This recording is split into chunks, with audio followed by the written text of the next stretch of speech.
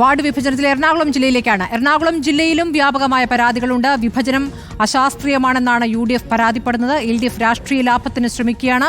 മാനദണ്ഡം തെറ്റിച്ചുള്ള ward വിഭജനത്തിനെതിരെ പ്രതിഷേധിക്കുമെന്നും UDF വ്യക്തമാക്കുന്നു. Kochi corporation മുന്നിൽ നിന്നാണ് അലി അക്ബർ ഷാ ഉള്ളത്. അലി അക്ബർ ഷാ, ഇപ്പോൾ കൊച്ചി കോർപ്പറേഷന് മുന്നിൽ നിന്ന് വിവരങ്ങൾ നൽകുമ്പോൾ എറണാകുളത്തെ വാർഡ് വിഭജനവുമായി ബന്ധപ്പെട്ട് എന്താണ് പറയാനാകുന്നത്? എല്ലായിടത്തു നിന്നും പരാതികൾ ഉയരുന്നുണ്ട്. എന്താണ് എറണാകുളത്തെ ചിത്രം?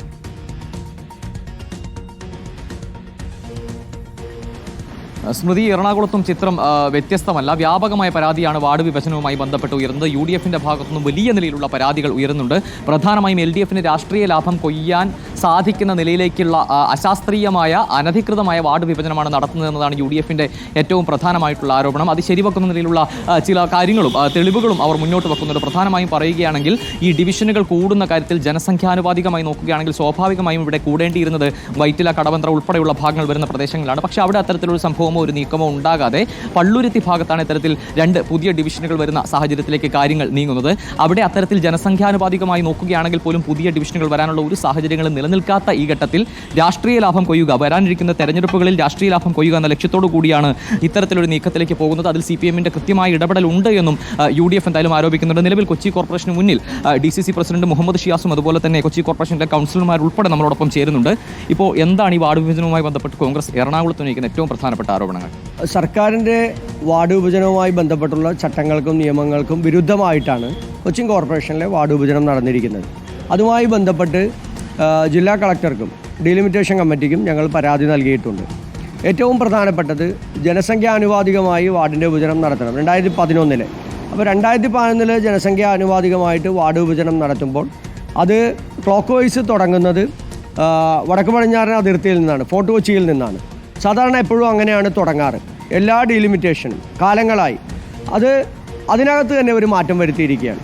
ഫോർട്ട് കൊച്ചിയുമായി അടുത്ത് കിടക്കുന്ന ഫോർട്ട് വൈപ്പിനിലെ 600ഓളം വോട്ടുകൾ കിലോമീറ്ററുകൾക്ക് അപ്പുറത്തുള്ള ഐലൻഡ് ഡിവിഷനിലാണ് ഇപ്പോൾ കൊണ്ടുവന്ന് വച്ചിരിക്കുന്നത്. അതുകൂടാതെ 2011 സെൻസസ് അനുസരിച്ച് ഏറ്റവും കൂടുതൽ ജനസംഖ്യയുള്ള വൈറ്റില, അതുപോലെ എടപ്പള്ളി, തമ്മനം, ഈ ഭാഗം ഏറ്റവും കൂടുതൽ ജനസംഖ്യയുള്ള ഭാഗമാണ്. ആ ഭാഗത്തല്ല ഇപ്പോൾ സീറ്റ് വർദ്ധിച്ചിരിക്കുന്നത്. 2 സീറ്റ് വർധനവ് ഉണ്ടായിരിക്കുന്നത്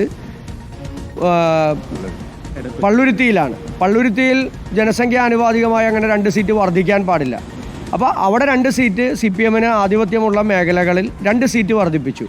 പകരം സീറ്റ് വർദ്ധിക്കേണ്ടിയിരുന്ന സ്ഥലങ്ങളിൽ മാനദണ്ഡങ്ങൾക്ക് വിരുദ്ധമായി 9,000-ത്തിലധികം വോട്ടുകളാണ്. 6,02,000 വോട്ടുകളാണ് കൊച്ചിൻ കോർപ്പറേഷൻ്റെ പരിധിക്കകത്ത് 2011 സെൻസസ് അനുസരിച്ച് ഉള്ളൂ. അത് 76 വെച്ച് ഡിവൈഡ് ചെയ്യുമ്പോൾ 8,000-ത്തിൽ താഴെയാണ് വരാൻ പോകുന്നത്. അപ്പോൾ ഭൂപ്രകൃതി വെച്ചിട്ട് വാർഡുകളെ വിഭജിക്കുമ്പോൾ ആ ഭൂപ്രകൃതിക്ക് അനുസൃതമായി 10% കൂടുകയോ കുറയുകയോ ചെയ്യാം. ഇവിടെ അതല്ല ഉണ്ടായിരിക്കുന്നത്.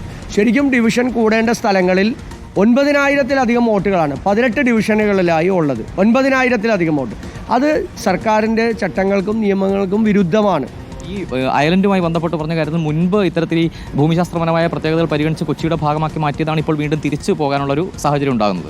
1985 മുമ്പ് ഐലൻഡിലായിരുന്നു ഈ ഫോർട്ട് വൈപ്പിനിലെ വോട്ടുകൾ ഉണ്ടായിരുന്നത്. പക്ഷേ അന്ന് ജനങ്ങൾ മുഴുവൻ വലിയ സമരം നടത്തിയിട്ടാണ് 1985 അത് ഫോർട്ട് കൊച്ചി 1-ാം ഡിവിഷനിലേക്ക് മാറ്റിയത്. ആ 600 ചില്ലാൻ വോട്ടുകൾ. അപ്പോൾ ആളുകൾ മുഴുവൻ കിലോമീറ്ററുകൾ സഞ്ചരിച്ച് ഐലൻഡിലെത്തണം.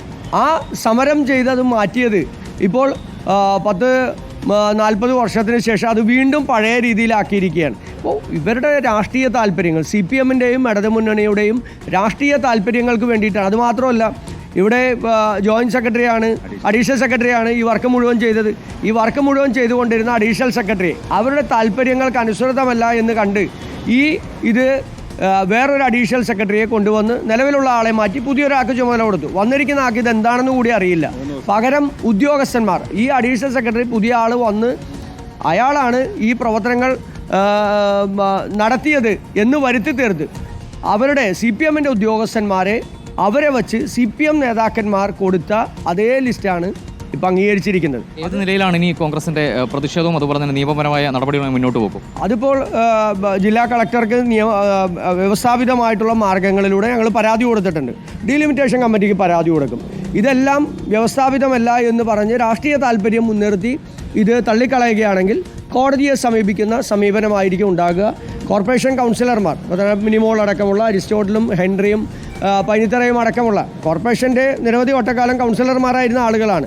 അപ്പോൾ ഒരാളോട് പോലും അന്വേഷിക്കാതെ ആലോചിക്കാതെ ഒരു തരത്തിലും കോർപ്പറേഷൻ പ്രതിപക്ഷ നേതാവുണ്ട്, ഒരാളുമായി ആലോചിക്കാതെ CPM ആളുകളുമായി മാത്രം ആലോചിച്ച് ഉണ്ടാക്കിയത് അവർക്ക് വിജയിക്കുന്നതിന് വേണ്ടിയിട്ടുള്ള ജനാധിപത്യ രീതിയിലാണ് ഇത് നടപ്പിലാക്കേണ്ടത്. ഇപ്പോൾ ലോക്കൽ ബോഡിയാണ്, എല്ലാവരും കൂടി ചെയ്യേണ്ടതാണ്. ആ വ്യവസ്ഥതകളെല്ലാം മറികടന്നുകൊണ്ട് രാഷ്ട്രീയ താല്പര്യം മാത്രമാണ് അവർക്ക് ജയിക്കാവുന്ന അവരുടെ കോട്ട എന്ന് അവകാശപ്പെടുന്ന പള്ളുരുത്തിയിൽ 2 ഡിവിഷനാണ് വർദ്ധിപ്പിച്ചിരിക്കുന്നത്. അതവിടെ നിയമപരമായി ചെയ്യാൻ കഴിയില്ല. ഇനിയിപ്പോൾ ചെയ്താൽ പോലും ഒരു ഡിവിഷനിൽ പോലും ഉള്ള വോട്ട് അവിടെ ചെയ്യാൻ പറ്റത്തില്ല. അവിടെ ഡിവിഷനിൽ വോട്ട് കുറവാണ്. അപ്പോൾ അതുപോലെ തേവര ഡിവിഷനുമായി ബന്ധപ്പെട്ട് വലിയ പരാതിയുണ്ട്.